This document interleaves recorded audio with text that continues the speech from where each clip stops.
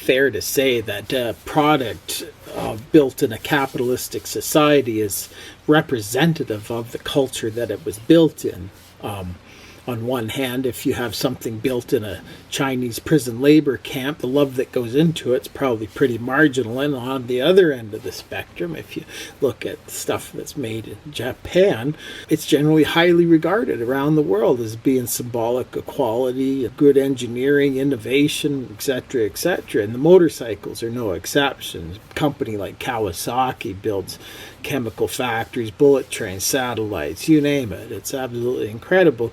And the motorcycles they build is almost like a testament to their engineering prowess. So the end product of their motorcycle division is often, it's almost a work of art and engineering. It's absolutely incredible. And combine that with the attention to detail and the innovation that goes into it, and the research into the metallurgy and the physics and the design and the just the whole thing. I mean, it's absolutely incredible. And so, however, because the Japanese are people and everybody's fallible, well, they do come out with a few duds from time to time. So we're just going to discuss quickly a quick pick of 8 out of over the years, last 40 odd years, a few memorable motorcycles that they'd probably rather forget they made.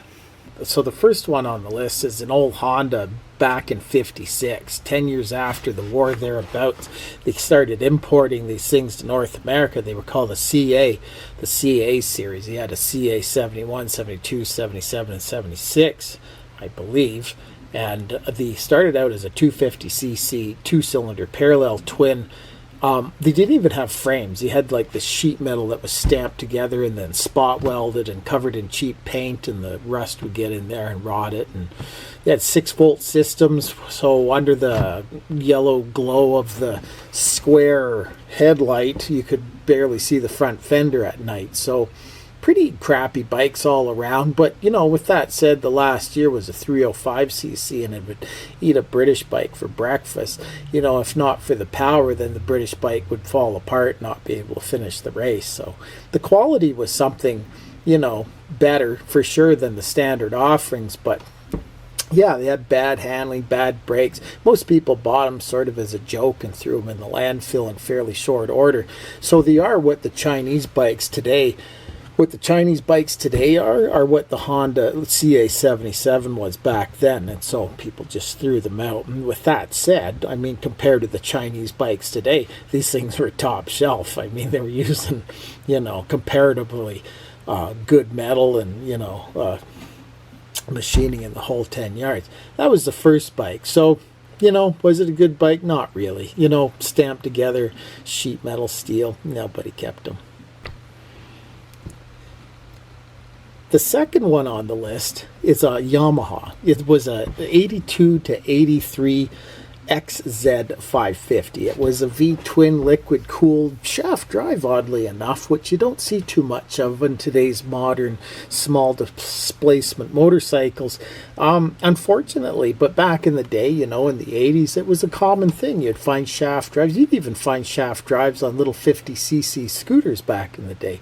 So, but manufacturing costs dictate that they throw chains on most things now, unfortunately, unless it's a flagship model like an FGR 1300 or a R1200 GS BMW, something like that. It's too bad, because if they put it on the DL650 V-Strom, it would be a tremendous motorcycle. I'd probably buy one, but I don't like that chain.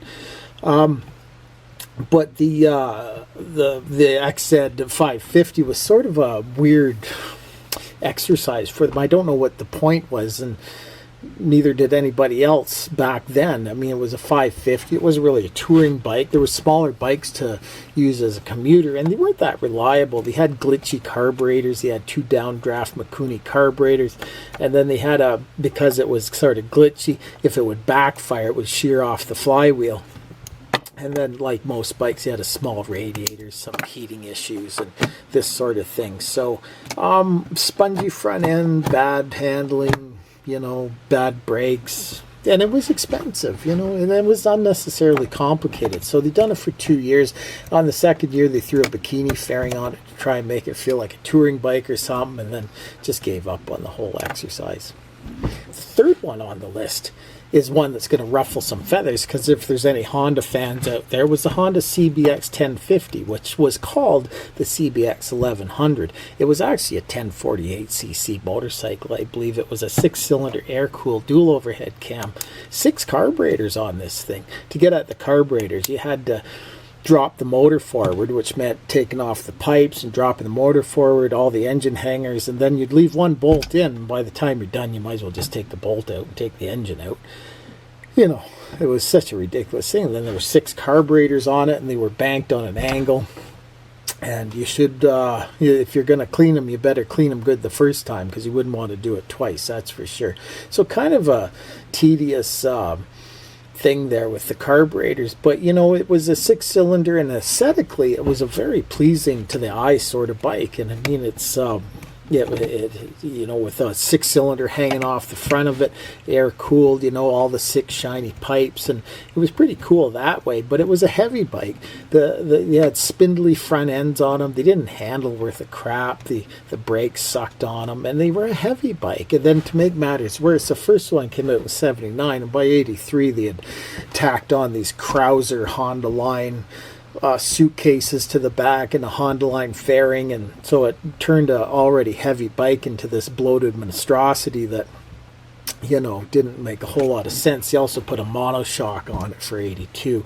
They had a lot of problems with the generator. They had carbon brushes in there that would give up the ghost, and you know, they were just heavy motorcycles. And when you consider the fact that they had the CB 1100F out at the time, a 4-cylinder, and the CB 900F, well, you know, what was the point, other than I think it was more of a statement of their engineering prowess than, you know, anything practical really. And so today they're worth quite a bit of money. They're quite collectible. They go fetch $20,000-$30,000 for a nice example, and if you got a pool table, you can hang it above your pool table, and it makes a great conversation piece. But from a rider's perspective, once you threw a leg over this thing, it was immediately obvious that it didn't make a whole lot of sense. They did sound cool with the 6-cylinder though, you know, so there was that. And the mile per gallon sucked on them too. They were thirsty motorcycles. So that was the CBX.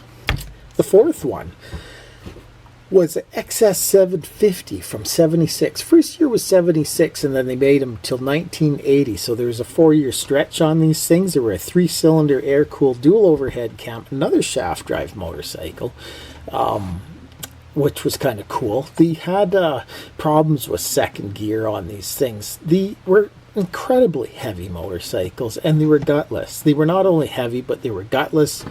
And so kind of a pointless endeavor. The first ones had 3 breaker points, 1 for each cylinder, and so they were awfully hard to set up. They just didn't want to stay in tune very well, and so by 1979 they bloated it out to an 850cc, which made it even heavier. Added electronic ignition, which that would flake out too from time to time. So transmission issues, they were heavy, but they did have a shaft drive. Yeah, XS 750 850.